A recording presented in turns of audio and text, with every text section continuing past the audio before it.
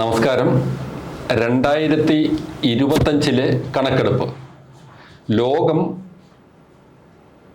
യുദ്ധത്തിൻ്റെ കെടുതികളിൽ സാധാരണക്കാരെ തളച്ചിടുമ്പോഴും ഈ വർഷം, അതായത് 2025 ട്രംപ് പുതിയ താരിഫിൻ്റെ പേരിൽ മറ്റൊരു മഹായുദ്ധം കൂടി പ്രഖ്യാപിച്ച അവസ്ഥയായിരുന്നു. അതേസമയം ഇന്ത്യയിൽ തെരഞ്ഞെടുപ്പ് യുദ്ധങ്ങളിൽ വിജയിച്ച് BJP അതിൻ്റെ തുടർക്കഥ തുടരുന്നു. ഓപ്പറേഷൻ സിന്ദൂർ പോലെയുള്ള വിജയങ്ങൾ അത് സ്വാഭാവികമായിട്ടും അത് വലിയ ഒരു ആക്രമണവും അതിന് നേരിടേണ്ടി വന്നതിൻ്റെ പ്രത്യാഘാതവും ഒക്കെ ആണെങ്കിൽ പോലും ഓപ്പറേഷൻ സിന്ദൂർ ഇന്ത്യയിലും യുദ്ധത്തിൻ്റെ അലയൊലി ഉണ്ടാക്കി. കേരളത്തിലേക്ക് വരികയാണെങ്കിൽ തദ്ദേശ തെരഞ്ഞെടുപ്പ് എന്ന ഒരു മഹായുദ്ധം ഇപ്പോൾ കഴിഞ്ഞ് അടുത്ത് നിയമസഭാ തെരഞ്ഞെടുപ്പിലേക്ക് എന്ന വേറൊരു വലിയ യുദ്ധത്തിലേക്ക് വരുന്ന അവസ്ഥ. അപ്പോൾ ആ അവസ്ഥയിൽ കേരളത്തിലെ കാര്യങ്ങളെക്കുറിച്ചാണ് ഇന്ന് നാം ചർച്ച ചെയ്യുന്നത്. പ്രമുഖ മാധ്യമപ്രവർത്തകനും ഗ്രന്ഥകാരനുമായ ശ്രീ MG രാധാകൃഷ്ണൻ നമ്മളോടൊപ്പം ഉണ്ട്. നമസ്കാരം.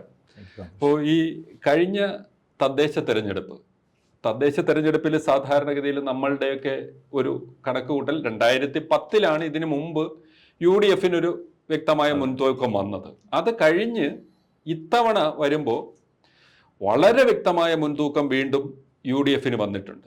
അപ്പോൾ UDFന് തദ്ദേശ തെരഞ്ഞെടുപ്പിലെ ഈ മുൻതൂക്കം വരുമ്പോൾ ഇതുവരെയുള്ള കണക്കനുസരിച്ച് ആർക്കാണോ തദ്ദേശ തെരഞ്ഞെടുപ്പിലെ മുൻതൂക്കം അവരാണ് അടുത്ത നിയമസഭാ തെരഞ്ഞെടുപ്പിന് വ്യക്തമായ ഒരു ഭൂരിപക്ഷം കരസ്ഥമാക്കുന്നത് എന്നാണ് ഇതുവരെയുള്ള ചരിത്രം നമ്മളെ പഠിപ്പിക്കുന്നത്.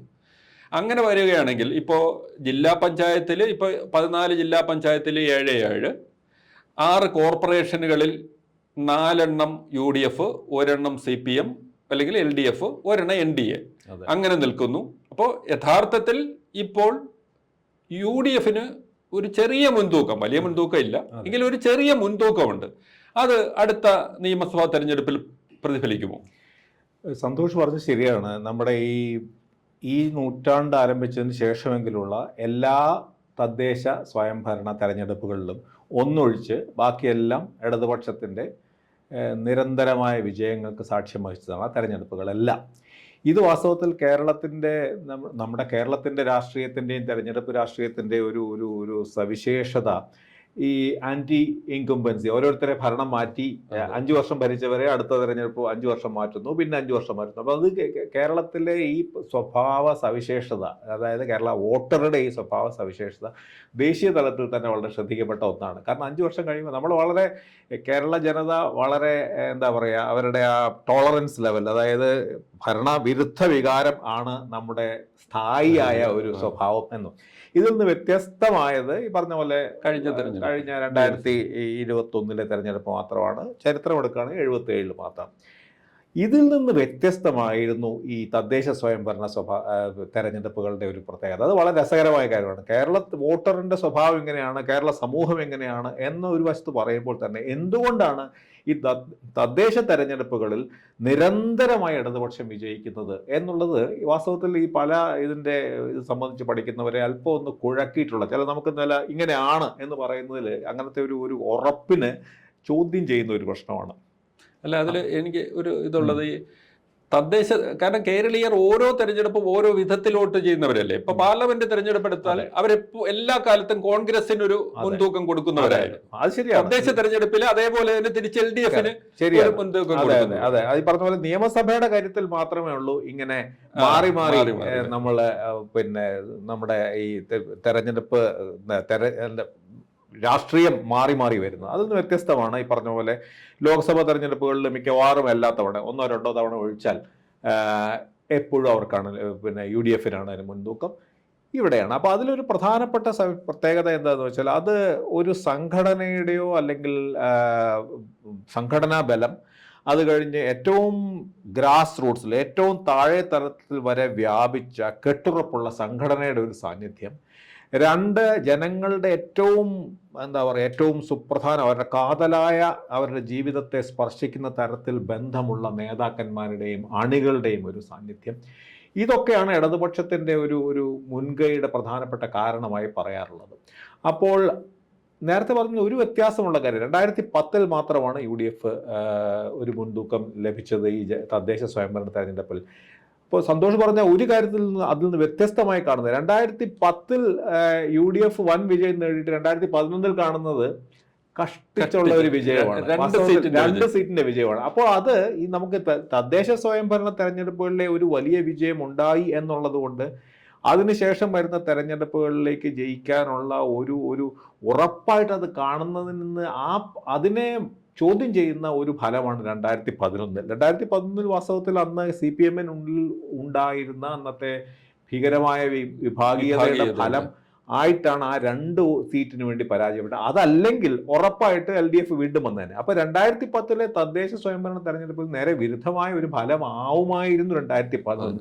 ഈ 2 സീറ്റ് എന്നുള്ളത് കാണിക്കുന്ന ഏതാണ്ട് അങ്ങനെ തന്നെയാണ്. അപ്പോൾ ഈ തദ്ദേശ സ്വയംഭരണ തെരഞ്ഞെടുപ്പിൽ പോലും ഏറ്റവും അടിത്തട്ടിലുള്ള രാഷ്ട്രീയത്തിന്റെ ഒരു സൂചനയാണെങ്കിൽ പോലും അപ്പോഴും അതിന് തൊട്ട് പിന്നീട് നടന്ന തെരഞ്ഞെടുപ്പിൽ മറിച്ചായി ഒരു ഫലം.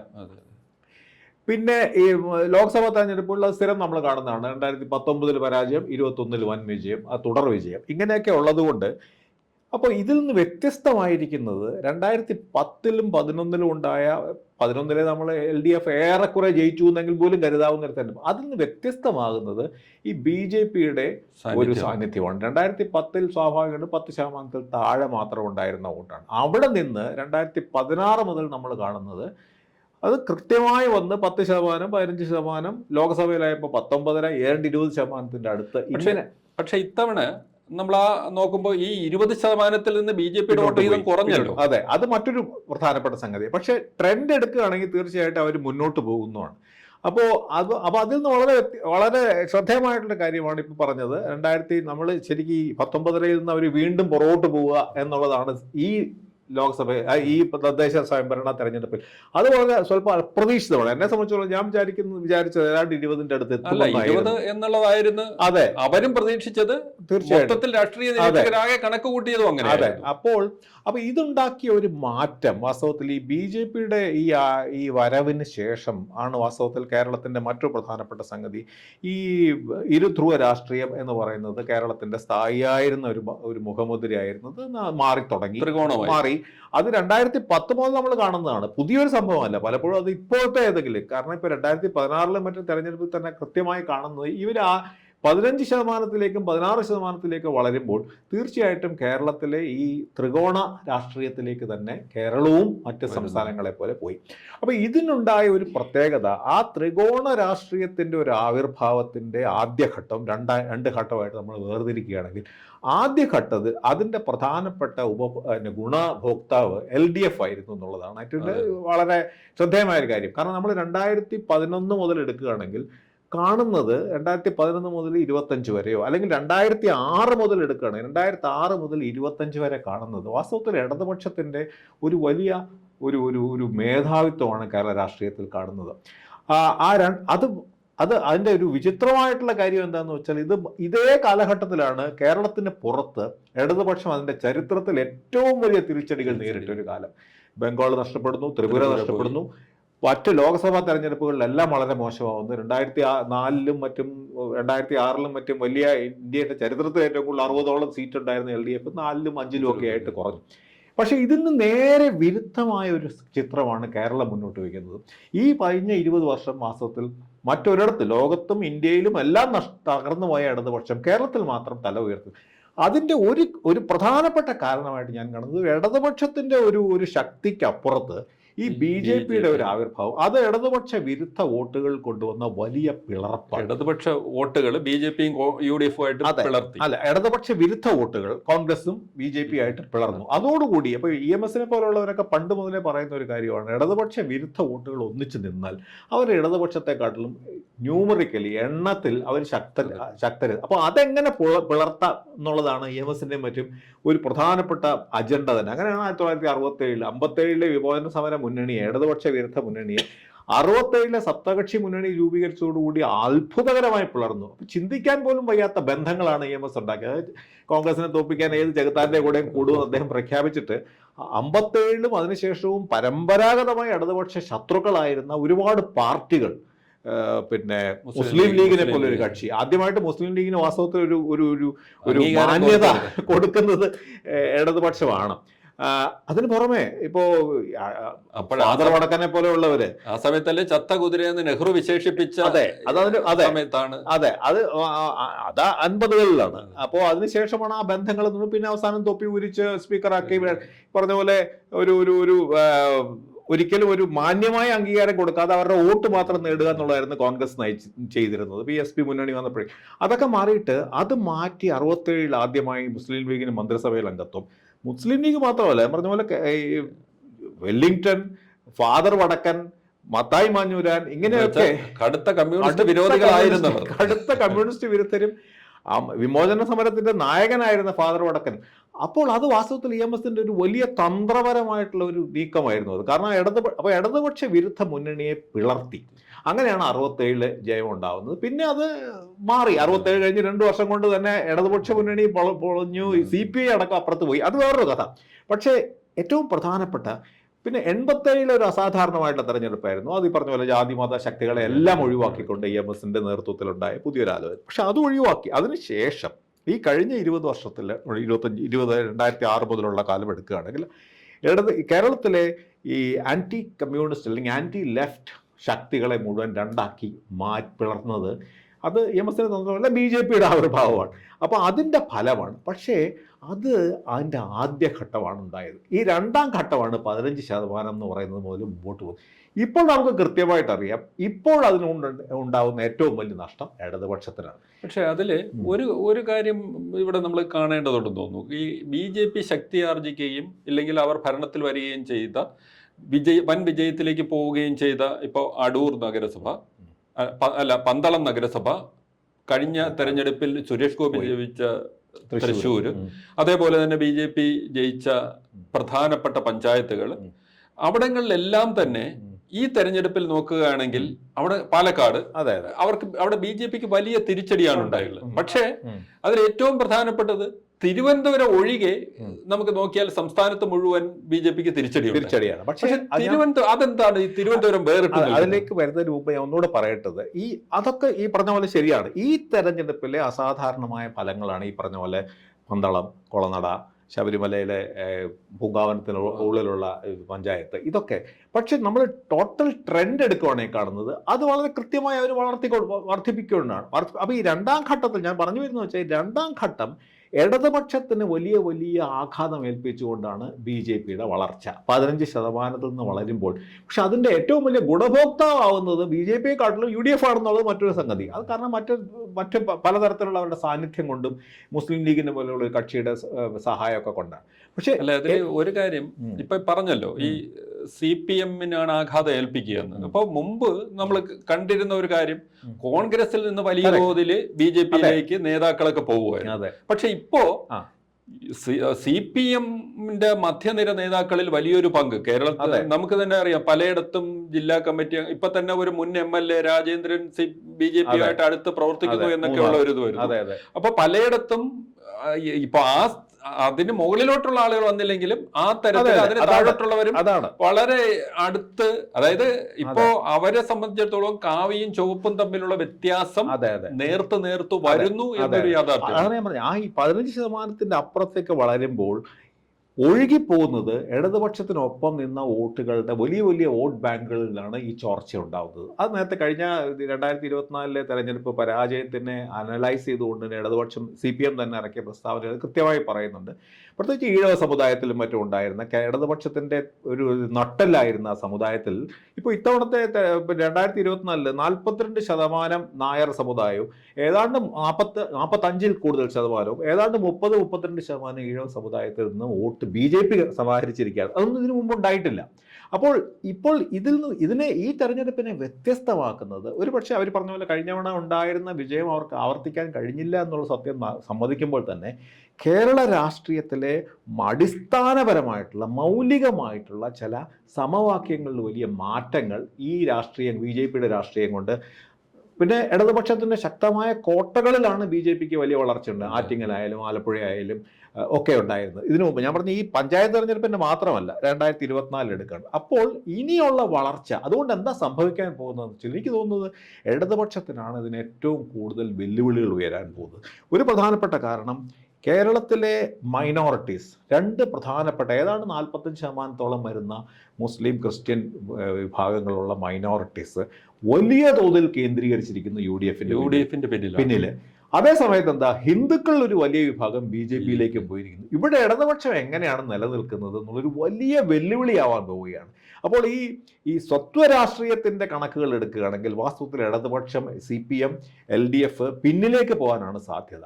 കാരണം ഈ 2011 16 തെരഞ്ഞെടുപ്പിൽ വാസ്തവത്തിൽ ഈ ന്യൂനപക്ഷത്തിൽ നിന്ന് ആദ്യമായി വലിയൊരു പിന്തുണ ഇടതുപക്ഷത്തിന് കിട്ടുന്ന ഒരു കാലമാണ്. 39% മറ്റുമാണ് ക്രിസ്ത്യൻ മുസ്ലിം വോട്ടുകൾ ഏതാണ്ട് 2016 21 വീണ്ടും അത് കുറേ ആവർത്തിച്ചു. അപ്പോൾ ആ ട്രെൻഡ് വാസ്തവത്തിൽ അന്നത്തെ അനലൈസ് ചെയ്തവർ പലരും പറയുന്നുണ്ട് കേരളത്തിലെ ഈ സാമുദായിക രാഷ്ട്രീയത്തിൽ വലിയ വ്യത്യാസം ഇടതുപക്ഷത്തിന് അനുകൂലമായി. കാരണം ഇടതുപക്ഷം എല്ലാ കാലത്തും ബുദ്ധിമുട്ടിയിരുന്നത് ഈ മൈനോറിറ്റീസിനെ ആകർഷിക്കാൻ. അതിൽ നിന്ന് വ്യത്യസ്തമായിരുന്നു കഴിഞ്ഞ 20 വർഷമായിട്ട് 2-3 തെരഞ്ഞെടുപ്പുകളിൽ 39-38% വരെ കിട്ടി. ഇപ്പോൾ നമ്മൾ കാണുന്നത് 24 കണ്ടത് ഏതാണ്ട് 60-70% വരെ മൈനോറിറ്റീസ് UDFിലേക്ക് തിരിച്ച് കയറി കഴിഞ്ഞിരിക്കുന്നു. ഈ UDFിലേക്ക് അങ്ങനെ തിരിച്ച് കയറിയതിൽ ഈ SNDP യോഗം ജനറൽ സെക്രട്ടറി വെള്ളാപ്പള്ളി നടേശൻ വഹിച്ച പങ്ക് വലുതാണ്. അതിൽ എനിക്ക് ഒരു സംശയമുള്ളത്, ഇപ്പോ ഈ അയ്യപ്പ സംഗമത്തിനെത്തിയ മുഖ്യമന്ത്രി അദ്ദേഹത്തിന്റെ കാറിൽ SNDP യോഗം ജനറൽ സെക്രട്ടറി വെള്ളാപ്പള്ളിയെ കൂട്ടി കൊണ്ടുവന്നത് അത് എനിക്ക് തോന്നിയത് ഒരു ഹിന്ദു വോട്ടിനെ ആകർഷിക്കാനുള്ള ഒരു നയതന്ത്ര ശ്രമത്തിന്റെ ഭാഗമായിട്ട്, പക്ഷെ അത് തിരിച്ചടിച്ചതായിരിക്കണം തീർച്ചയായിട്ടും. അപ്പോൾ അതിന് പ്രധാനപ്പെട്ട കാരണം ഈ മൈനോറിറ്റീസിനെ മുഴുവനോടെ UDF കേന്ദ്രങ്ങളിലേക്ക് തിരിച്ച് ഓടിച്ചതിൽ ഇടതുപക്ഷത്തിന് CPMന് ഒരു പ്രധാനപ്പെട്ട പങ്കുണ്ട്. അത് CPMന്റെ സ്വയം പ്രധാനാർത്ഥം തന്നെയാണെന്ന് ഞാൻ പറയുക. അതിൽ ഏറ്റവും പ്രധാനം ഈ മൈനോറിറ്റീസിനെ തീർച്ചയായിട്ടും നിങ്ങൾ പ്രീണിപ്പിക്കാൻ നോക്കണ്ട, പക്ഷേ മുസ്ലിം വിഭാഗത്തിനെതിരെ നിരന്തരമായി പ്രഖ്യാപനം നടത്തുന്ന വെള്ളാപ്പള്ളി നടേശനുമായിട്ടുള്ള വെള്ളാപ്പള്ളി നടേശനെ കുറ്റപ്പെടുത്തിയിട്ട് കാര്യമില്ല, അദ്ദേഹം എല്ലാ കാലത്തും ഇങ്ങനെയാണ്. പക്ഷേ വെള്ളാപ്പള്ളി നടേശനെ ന്യായീകരിക്കാനും അദ്ദേഹത്തിനെ ദൈവദൂതനെ പോലെ ആനയിക്കാനും ഒക്കെ ഇടതുപക്ഷ നേതാക്കൾ CPM നേതാക്കൾ മുഖ്യമന്ത്രിയും മറ്റും ശ്രമിച്ചത് വാസ്തവത്തിൽ അവരെ വല്ലാതെ ഭയപ്പെടുത്തിയിട്ടുണ്ട്. അതൊരു കാര്യം. രണ്ടാമത്തെ കാര്യം, അതോടൊപ്പം തന്നെ ഈ SNDP സംഘടനയോടൊപ്പമുള്ള പ്രീണനത്തിന്റെ പോലെ തന്നെ അയ്യപ്പ സംഗമത്തിൽ നമ്മൾ കാണുന്ന NSSനെ പ്രീണിപ്പിക്കാൻ ശ്രമിക്കുന്നു. അപ്പോൾ ഇതൊക്കെ വാസ്തവത്തിൽ ഇടതുപക്ഷം ഇതിൽ നിന്നൊക്കെ ഉയർന്നു നിന്ന രാഷ്ട്രീയ കക്ഷിയാണ്. SNDPയുടെ NSSന്റെ ഒന്നും സഹായമോ പിന്തുണയോ ഒന്നുമില്ല. ശത്രുതയുള്ളപ്പോൾ പോലും ഇടതുപക്ഷം വളരെയധികം മുന്നിലേക്ക് പോയ ഒരു സെക്യുലർ രാഷ്ട്രീയത്തിന്റെ ഭാഗമായി മുന്നിലേക്ക് പോയ ചരിത്രമാണുള്ളത്. അതെല്ലാം മറന്നിട്ട് ഒരുപക്ഷെ അത് എനിക്ക് തോന്നുന്നത് ഈ ഒരു അങ്കലാപ്പാണ്. മൈനോറിറ്റീസ് എല്ലാം അപ്പുറത്ത് പോയി, ഭൂരിപക്ഷം മുഴുവൻ ഹിന്ദു മതത്തിൽ BJPയിലേക്ക് പോയി. ഞങ്ങൾ എന്ത് ചെയ്യും? വാസ്തവത്തിൽ ഒരു തെരഞ്ഞെടുപ്പ് രാഷ്ട്രീയത്തിൽ ഒരു രാഷ്ട്രീയ കക്ഷിയെ വല്ലാതെ ബുദ്ധിമുട്ടിക്കുന്ന ഒരു കാര്യമാണ്. അതിൽ CPM ഒരു നിസ്സഹായ അവസ്ഥയിലേക്ക് പോലും പോയിരിക്കുന്നു എനിക്ക് തോന്നുന്നു. കാരണം ഇതാണെങ്കിൽ പിന്നെ ബാക്കിയില്ല സ്പേസ്. ബംഗാളിലൊക്കെ കണ്ടത് അതാണ്. ബംഗാളിൽ മറ്റേ മൈനോറിറ്റീസ് എല്ലാം തൃണമൂലിലേക്ക് പോകുന്നു, മെജോറിറ്റി മുഴുവൻ BJPയിലേക്ക് പോകുന്നു. അപ്പോൾ കോൺഗ്രസും ഇടതുപക്ഷമാണ് അവിടെ തകർന്നു പോയത്. ആ ഒരു ഭാവിയാണ് കേരളത്തിന് മുമ്പിൽ വരുന്നത്. അതുകൊണ്ട് ഒരുപക്ഷെ ഒരു ഹിന്ദു പാർട്ടിയായി നിലനിൽക്കാൻ ശ്രമിക്കുമോ എന്നുള്ള ഒരു ശ്രമത്തിന്റെ ഭാഗമായിട്ടായിരിക്കും ഒരു അയ്യപ്പ സംഗമം അത് വലിയ തിരിച്ചടിക്കേ ഉള്ളൂ എന്നുള്ളത് ഈ തെരഞ്ഞെടുപ്പിൽ കഴിഞ്ഞു മാത്രമല്ല, A ടീം ഉള്ളപ്പോൾ എന്തിനാണ് B ടീം? നിങ്ങൾ സമ്പൂർണ്ണ ഹിന്ദുത്വ രാഷ്ട്രീയം കളിക്കുന്ന BJP ഉള്ളപ്പോൾ ഇടതുപക്ഷം എന്തൊക്കെ അയ്യപ്പ സംഗമം കളിച്ചാലും ഈ അപ്പുറത്ത് പോയ ഹിന്ദുക്കളെ തിരിച്ചു കിട്ടും എന്നുള്ളത് ഒരു പൂർണ്ണമായ മിഥ്യാധാരണയാണ്. കോൺഗ്രസ് ഇതാണ് കളിച്ചത് വടക്കേ ഇന്ത്യയിൽ. ഈ സോഫ്റ്റ് ഹിന്ദു രാഷ്ട്രീയം കളിച്ച് തകർന്ന് തരിപ്പണമായി. കേരളത്തിൽ ഈ സോഫ്റ്റ് ഹിന്ദു രാഷ്ട്രീയം ഇടതുപക്ഷത്തിനെ സഹായിക്കാൻ പോകുന്നേയില്ല. അതേസമയത്ത് അവരെ പോയി പ്രീണിപ്പിക്കണം എന്നല്ല, മുമ്പ് പിണറായി വിജയനും മറ്റും വളരെ ശക്തമായി മുസ്ലിം തീവ്രവാദത്തിനെതിരെ നിലപാട് സ്വീകരിച്ചതാണ്. പക്ഷെ ഇന്ന് ഈ ജമാഅത്ത് ഇസ്ലാമിയെ വിമർശിക്കുന്നത് തെറ്റില്ല, വിമർശിക്കേണ്ടതാണ്, SDPയെ വിമർശിക്കേണ്ടതാണ്. അതേസമയം നിങ്ങൾ വെള്ളാപ്പള്ളിയെ ന്യായീകരിക്കുമ്പോൾ നിങ്ങളുടെ ഉദ്ദേശശുദ്ധി സംശയത്തിൽ വരും. ഈ കഴിഞ്ഞ ദിവസം യഥാർത്ഥത്തിൽ ഇന്ത്യയിലെ ഒരു മുഖ്യമന്ത്രിമാരും കർണാടകത്തിലെ ബാംഗ്ലൂരിൽ നടന്ന ദളിത് മുസ്ലിം ഇറക്കി വിടലിനെ ഇല്ലെങ്കിൽ അവരുടെ വീട് ബുൾഡോസർ വെച്ച് തകർത്തതിനെ 180-ലേറെ പേരെ തകർത്തതിന് ഒരു മുഖ്യമന്ത്രി ഇടപെട്ടില്ല. വേറെ ഒരു രാഷ്ട്രീയ നേതാക്കളും അങ്ങോട്ട് ചെന്നില്ല. അവിടെ എ റഹീം MP-യെയും ഡോക്ടർ KT ജലീൽ MLA-യും ഉടൻ CPM അയക്കുന്നു. അവിടെ ഒരു വലിയ ഇതെന്നു. അത് കഴിഞ്ഞ് മുഖ്യമന്ത്രി അതിന് ഇടപെട്ടതോടുകൂടി അത് ദേശീയ ശ്രദ്ധയിൽ കൊണ്ടുവരുന്നു. കോൺഗ്രസിനും കർണാടക ഗവൺമെന്റിനും സ്റ്റാൻഡ് അവർ നിലകൊണ്ടിരുന്നതിൽ നിന്ന് പിന്നോക്കം പോകേണ്ടി വരുന്നു. അത് യഥാർത്ഥത്തിൽ അതിനെ എങ്ങനെയാണ് കാണുന്നത്? അത് വാസ്തവത്തിൽ ചെയ്യേണ്ട കാര്യം തന്നെയാണ്. കാരണം ഇതൊരു വലിയ ഈ ബുൾഡോസർ രാജ് എന്ന് പറയുന്ന BJP-യുടെ സംസ്ഥാനങ്ങൾ നടത്തിയിരുന്നത് കോൺഗ്രസ് ഭരിക്കുന്ന സ്റ്റേറ്റിൽ ഉണ്ടാവുകയും നമ്മുടെ അയൽ സംസ്ഥാനമായ രാഷ്ട്രത്തിൽ. അപ്പോൾ തീർച്ചയായിട്ടും അതിനുള്ളിൽ മറ്റ് രാഷ്ട്രീയ ഉദ്ദേശങ്ങളുണ്ട്. ഈ പറഞ്ഞ പോലെ മൈനോറിറ്റീസ്, കാരണം ഇവിടെ നമ്മൾ ഈ ഇടതുപക്ഷം തന്നെ ഈ ANTI-CA പിന്നെ സമരങ്ങളിലെ ഈ മുസ്ലിം വിരുദ്ധ രാഷ്ട്രീയം BJP-യുടെ രാഷ്ട്രീയത്തിൽ വളരെ ശക്തമായ നിലപാട് സ്വീകരിച്ചതാണ് LDF. അതായിരുന്നു LDF-ന് ഈ മൈനോറിറ്റീസിൻ്റെ ഇടയിൽ ഒരു കാലത്തും ഇല്ലാത്ത പോലെ പുതിയ സ്വാധീനം അടുത്ത കാലത്തുണ്ട്. ഇതെല്ലാം കൊണ്ട് നശിപ്പിക്കുകയാണ് ഈ കഴിഞ്ഞ ഒരു 3-4 വർഷം കൊണ്ട് നമ്മൾ ഇടതുപക്ഷത്തിൻ്റെയും CPM-ൻ്റെ നേതൃത്വത്തിൽ കാണുന്നത്. അതിൻ്റെ ഫലമായിട്ടായിരിക്കും ചെയ്തത്. പിന്നെ കോൺഗ്രസ് ഭരിക്കുന്ന സ്റ്റേറ്റ് ആണെന്നുള്ളത് കേരളത്തിൽ കൂടുതൽ അഡ്വാൻറ്റേജസ് ആണ്. കാരണം കോൺഗ്രസ് അല്ല മൈനോറിറ്റീസിന്റെ സംരക്ഷകർ, ഞങ്ങൾക്കും ഉണ്ട് എന്നുള്ള അവകാശപ്പെടലാണ്. അതൊരു വളരെ ശരിയായ കാര്യം ചെയ്യേണ്ടതാണ്. പക്ഷേ ഇതുപോലെയുള്ള രാഷ്ട്രീയ ലക്ഷ്യമുണ്ട്. നല്ല കാര്യം ചെയ്ത് രാഷ്ട്രീയ നേട്ടം ഉണ്ടാക്കുന്നതിൽ ആർക്കും കുറ്റപ്പെടുത്താനില്ല. അത് അതിൻ്റെ ഒരു ഭാഗം തന്നെയാണ്. പക്ഷേ പ്രധാനം എന്താണെന്ന് വെച്ചാൽ എനിക്ക് തോന്നുന്നു ഈ കേരളത്തിലെ ഈ സാമുദായിക സ്വത്വ രാഷ്ട്രീയത്തിന് എതിരാണ് ഇടതുപക്ഷം എല്ലാ കാലത്ത് നിന്നിരുന്നത്. അതിൽ നിന്ന് വിരുദ്ധമായിട്ട് ഈ സമുദായങ്ങളുടെയും അതിൽ ശക്തിയുള്ള വിഭവങ്ങളുള്ള സംഘടനാപരമുള്ള സമുദായ കക്ഷികളെ മാത്രമേ പോകുന്നു. NSS SNDP പോലുള്ള അതിലും വല്ലാത്ത ദുരിതമുള്ള ആദിവാസികളുടെ സംഘടനകളുണ്ട് ഇവിടെ. SC ST-കാരുടെ വളരെ ആ സംഘടനകൾക്കൊന്നും ആ വില കൊടുക്കുന്നുമില്ല. അപ്പോൾ അങ്ങനത്തെ ഒരു കളി. പക്ഷേ ഇടതുപക്ഷത്തിനെ പരാജയപ്പെടുത്താൻ പോകുന്ന ഒരു കാര്യമാണ് എൻ്റെ അഭിപ്രായം. അതിൽ നിന്ന് വ്യത്യസ്തമായി ചിന്തിച്ചപ്പോഴാണ് ഇടതുപക്ഷത്തിന് ഇവിടെ മൈനോറിറ്റീസ് അടക്കമുള്ളവർ സാമുദായിക മത യാതൊരു വീക്ഷണത്തിനും അപ്പുറത്ത് നിന്നുള്ള ഒരു പിന്തുണ കൊടുത്തത്. 2006 വാസ്തവത്തിൽ അഴിമതിക്കെതിരെ VS അച്യുതാനന്ദൻ നയിച്ച ഒരു അതിശക്തമായ നിലപാട് കൊണ്ട് ഒരു രാഷ്ട്രീയ ധാർമ്മികതയ്ക്ക് അനുകൂലമായിട്ട് അന്ന് മൈനോറിറ്റീസ് പോലും 35-39% കേരളത്തിൽ. അതുപോലെയാണ് 2021 ലഭിച്ചത്. 2021 ലഭിച്ചത് എന്തുകൊണ്ടാണ്?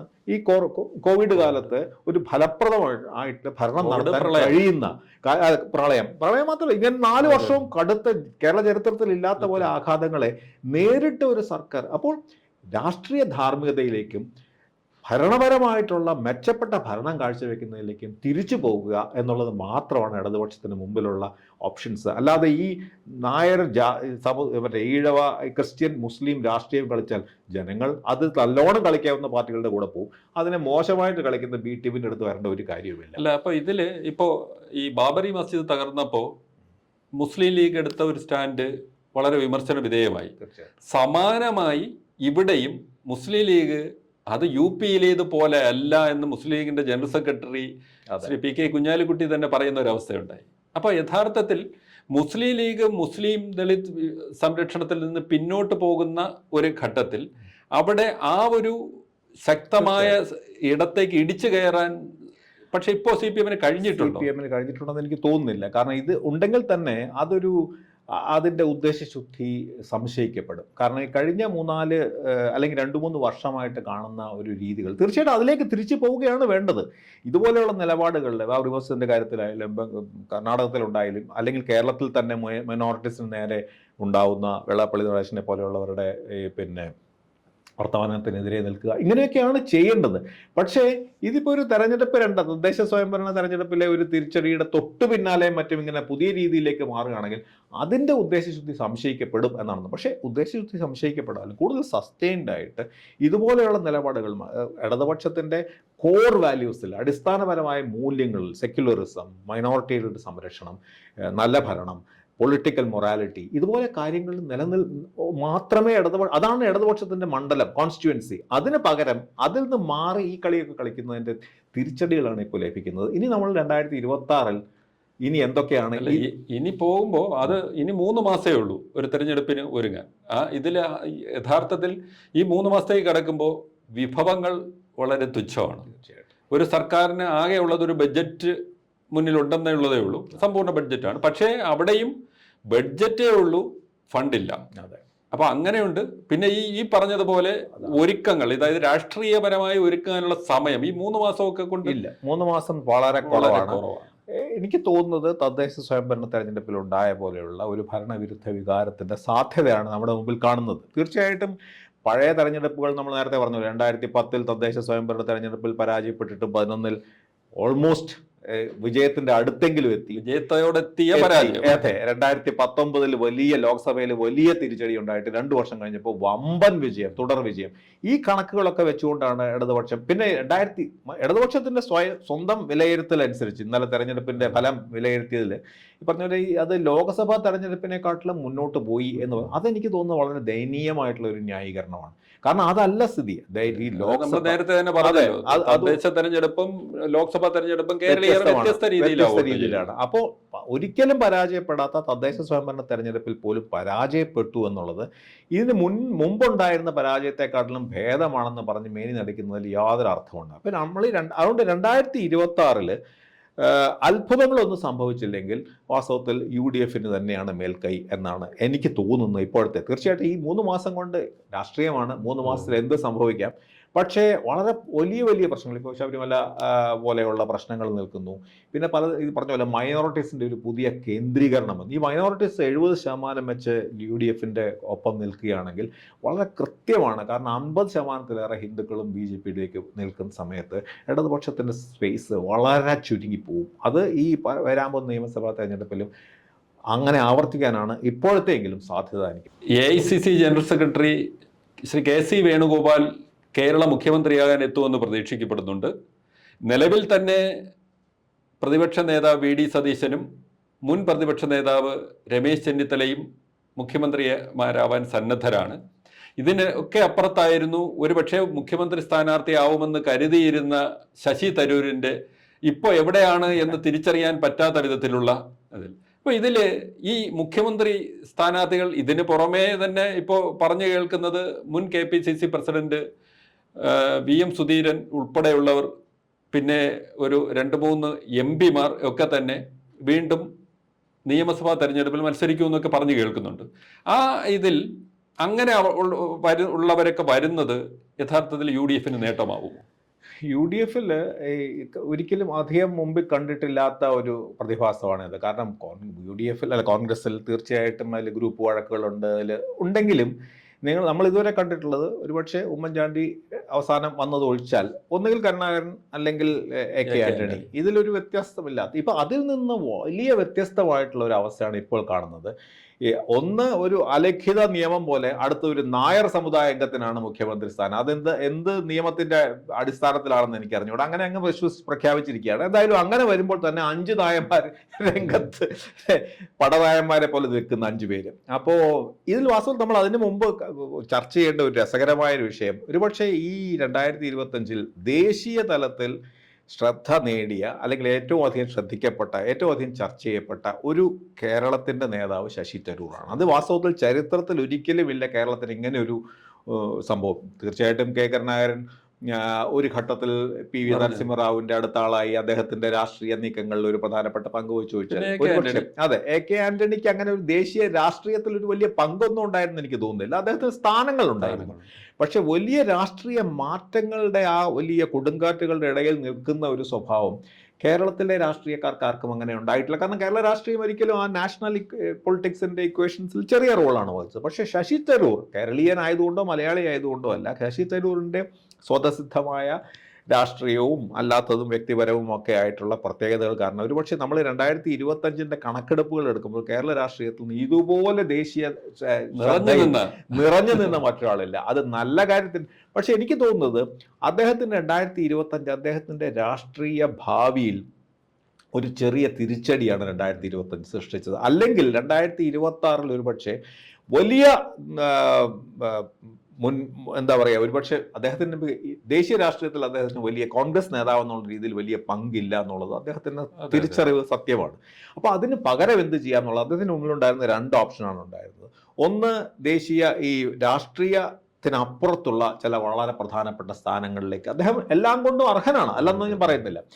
അതൊന്ന്. രണ്ടാമത്തെ ഓപ്ഷനായിരുന്നു അദ്ദേഹത്തിന്റെ കയ്യിലുണ്ടായിരുന്നത്, നടപ്പിലാകാൻ സാധ്യത ഉണ്ടായിരുന്നതാണ് കേരള മുഖ്യമന്ത്രി സ്ഥാനം. ഇത് രണ്ടുമായിരുന്നു. പക്ഷെ അതില് പുള്ളി ഈ ശശി തരൂർ അതിനായിട്ട് കുറച്ച് ശ്രമങ്ങൾ നടത്തിയിരുന്നില്ലേ? തീർച്ചയായിട്ടും. പക്ഷെ ആ ശ്രമങ്ങളെയൊക്കെ തന്നെ കേരളത്തിലെ നേതാക്കൾ പൂർണ്ണമായും തള്ളിക്കളയുകയോ അവഗണിക്കുകയോ മാത്രമല്ല പൂർണ്ണമായിട്ട് അതിനെ തീർച്ചയായിട്ടും മാറ്റി നിർത്തുകയോ ചെയ്യുന്ന ഒരു സാഹചര്യം. തീർച്ചയായിട്ടും. അത് ഇപ്പൊ മാത്രമല്ല, അദ്ദേഹം ഈ 2009 അദ്ദേഹം രംഗപ്രവേശം ചെയ്യുമ്പോൾ മുതൽ കോൺഗ്രസിനകത്ത് നിന്ന്, കേരളത്തിലെ കോൺഗ്രസിന്റെ ഉള്ളിൽ നിന്ന് വമ്പിച്ച എതിർപ്പാണ്. സ്വാഭാവികമാണ്. അതിപ്പോ ഈ പറഞ്ഞ പോലെ എല്ലാ ഇങ്ങനെ ഒരു വലിയൊരു മനുഷ്യൻ വരുമ്പോഴേക്കും തങ്ങളുടെ സ്ഥാനങ്ങൾ നഷ്ടപ്പെടുമോ എന്നുള്ള ഒരു ഭീതിയും അതൊരു വശത്ത്. മറുവശത്ത് വളരെ ചെറുപ്പം മുതൽ രാഷ്ട്രീയത്തിൽ പ്രവേശിച്ച് വിദ്യാർത്ഥി രാഷ്ട്രീയത്തിലും യുവജന രാഷ്ട്രീയത്തിലും ജയിലിൽ പോവുകയും അടികൊള്ളുകയും സമരം ചെയ്യുകയും ഒക്കെ ചെയ്ത് വളർന്ന ഒരുപാട് നേതാക്കന്മാരുണ്ട്. അപ്പോൾ ഈ മുകളിൽ നിന്ന് കെട്ടിയിറക്കുന്ന ഒരു പാരാ ട്രൂപ്പറിനെ ആവശ്യമുണ്ടോ എന്നുള്ള ന്യായമായ ചോദ്യമുണ്ട്.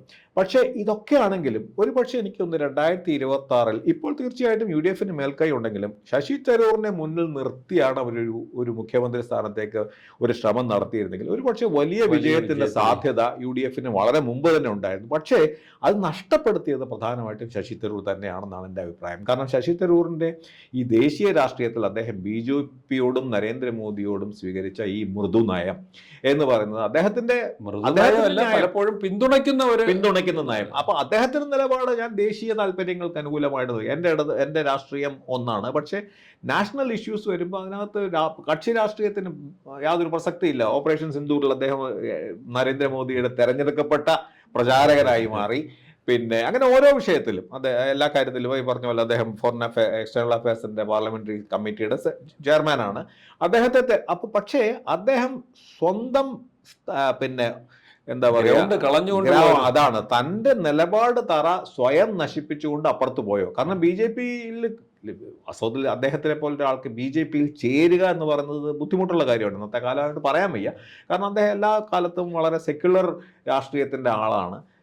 അങ്ങനെ ഒരാൾക്ക് BJP ചേരാൻ കഴിയില്ല. പക്ഷേ അപ്പം ഞാൻ വിചാരിച്ചിരുന്നത്, അദ്ദേഹം ആഗ്രഹിച്ചിരുന്നതും BJPയിൽ ചേരാതെ തന്നെ, കോൺഗ്രസിൽ നിന്ന് രാജിവെക്കാതെ തന്നെ അദ്ദേഹത്തിന് ചില അംഗീകൃത, നേരത്തെ പറഞ്ഞ പോലെ ഓപ്പറേഷൻ സിന്ദൂറിന്റെ നേതൃത്വ സ്ഥാനത്ത് കിട്ടിയ പോലെ ഒരുപക്ഷെ ഉപരാഷ്ട്രപതി സ്ഥാനമോ അല്ലെങ്കിൽ രാഷ്ട്രപതി സ്ഥാനത്തിനൊക്കെ അർഹനായിട്ടുള്ള മനുഷ്യനാണ് എന്ന് അദ്ദേഹം സ്വയം, മാത്രമല്ല അത് അതിനുള്ള അർഹതയൊക്കെ ഉണ്ട്. പക്ഷേ അദ്ദേഹം അവിടെയുമില്ല ഇവിടെയുമില്ല എന്നുള്ളൊരു അവസ്ഥയിലേക്ക് സ്വന്തം പിന്നെ എന്താ പറയുക നിലപാട് തന്നെ അദ്ദേഹം കുളം തോണ്ടുന്ന ഒരവസ്ഥ. ഇരിക്കുന്ന കൊമ്പ് മുറിക്കുക എന്ന് പറയുന്ന പോലെ ഫലത്തിൽ BJPയിലുമില്ല UDFയിലുമില്ല കോൺഗ്രസിനുമില്ല. അതോടുകൂടി 2026 മുഖ്യമന്ത്രി സ്ഥാനത്തേക്ക് മുമ്പൊക്കെ ആദ്യം കൺസിഡറിംഗ് ചെയ്തിരുന്ന ഒരാൾ ഇപ്പോൾ അത് ഒട്ടുമില്ലാത്ത തരത്തിലേക്ക് പിന്നിലേക്ക് പോയി. പിന്നെ ഞാൻ ഒട്ടുമില്ല. ഒരുപക്ഷെ UDF ഈ തദ്ദേശ സ്വയംഭരണ തെരഞ്ഞെടുപ്പിൽ പരാജയപ്പെട്ടിരുന്നെങ്കിൽ അദ്ദേഹത്തിനെ ചിലപ്പോൾ ഹൈക്കമാൻഡ് മുന്നോട്ട് കൊണ്ടുവന്നു. പക്ഷെ ഇപ്പോൾ തീർച്ചയായിട്ടും ആ അവസ്ഥയിലല്ല. അപ്പോൾ എൻ്റെ കാഴ്ചപ്പാടിൽ ഇപ്പോഴും VD സതീശൻ തന്നെയാണ് ഒന്നാം സ്ഥാനത്ത് അടുത്ത മുഖ്യമന്ത്രി സ്ഥാനാർത്ഥിയാവാൻ എന്നാണ് തോന്നുന്നത്. പക്ഷെ അത് എളുപ്പമായിരിക്കില്ല. തീർച്ചയായിട്ടും രമേശ് ചെന്നിത്തല കരുതുന്നത് അദ്ദേഹത്തിന് എത്രയോ VD സതീശനേക്കാളും സീനിയർ ആയിട്ടുള്ള നേതാവാണ്. കോൺഗ്രസിലായാലും AICCയിലായാലും ഏത് രംഗത്തെടുത്താലും, പാർലമെന്ററി രംഗത്തെടുത്താലും പ്രതിപക്ഷ നേതാവായിരുന്ന ആളാണ്. അന്ന് തന്നെ അദ്ദേഹം മുഖ്യമന്ത്രിയാവും 2021 അദ്ദേഹം കരുതിയിരുന്നതാണ്. ഇതൊക്കെ ഉള്ളതുകൊണ്ട് അദ്ദേഹത്തിന് ഒരു എന്താ പറയുക, ഒരു ന്യായമായ അദ്ദേഹത്തിന്റെ ആഗ്രഹത്തിന് ആവശ്യത്തിന് ന്യായമാണ്. മാത്രമല്ല ഇനി കഴിഞ്ഞാൽ ഒരു 75 വയസ്സ് കഴിയുന്ന ഒരു അവസ്ഥയിലേക്ക് അദ്ദേഹം അടുത്ത 5 വർഷം കഴിയുമ്പോഴേക്കും. അപ്പോൾ അദ്ദേഹത്തിന് സ്ഥാനമുണ്ട്. പക്ഷേ കേരളത്തിന്റെ രാഷ്ട്രീയത്തിന്റെ രീതി അനുസരിച്ച് മാത്രമല്ല, ചില നിലപാടുകൾ, ശക്തമായ നിലപാട് സ്വീകരിച്ചതുകൊണ്ട് VD സതീശന് വ്യക്തിപരമായും കുറെ നേട്ടങ്ങൾ, ഇപ്പോൾ എതിർപ്പുകളുണ്ട്, അതോടൊപ്പം ചില നേട്ടങ്ങളും അദ്ദേഹം കൈവരിച്ചിട്ടുണ്ട്. അദ്ദേഹത്തിന്റെ പല കാര്യങ്ങളിലും അദ്ദേഹം ഇപ്പോൾ അൻവറിനെതിരായിട്ട് അഭിപ്രായങ്ങളൊക്കെ മാറിയെങ്കിലും രാഹുൽ മാങ്കൂട്ടത്തിന്റെ കാര്യത്തിൽ ഇങ്ങനെ തന്റെ നേതൃഗുണം കുറച്ച് തെളിയിച്ച് കഴിഞ്ഞ ഒരു മനുഷ്യനാണ്. അദ്ദേഹത്തിന് തന്നെയാണ് സാധ്യത എന്നാണ് എനിക്ക് തോന്നുന്നത്. പക്ഷേ വളരെ പ്രധാനപ്പെട്ട ഒരു കണ്ടന്ററായിട്ട് KC വേണുഗോപാൽ തീർച്ചയായിട്ടും ആഗ്രഹിക്കുകയാണെങ്കിൽ സംഗതികളാകെ മാറും. അപ്പോൾ വേണുഗോപാൽ, രമേശ് ചെന്നിത്തല, VD സതീശൻ, ഈ 3 പേരിൽ ആരാണ് മുഖ്യമന്ത്രി ആവാൻ പോകുന്നത് എന്നുള്ളതായിരിക്കും ഈ വരാൻ പോകുന്ന ദിവസങ്ങൾ കാണാൻ പോകുന്ന ഒരു കാഴ്ച.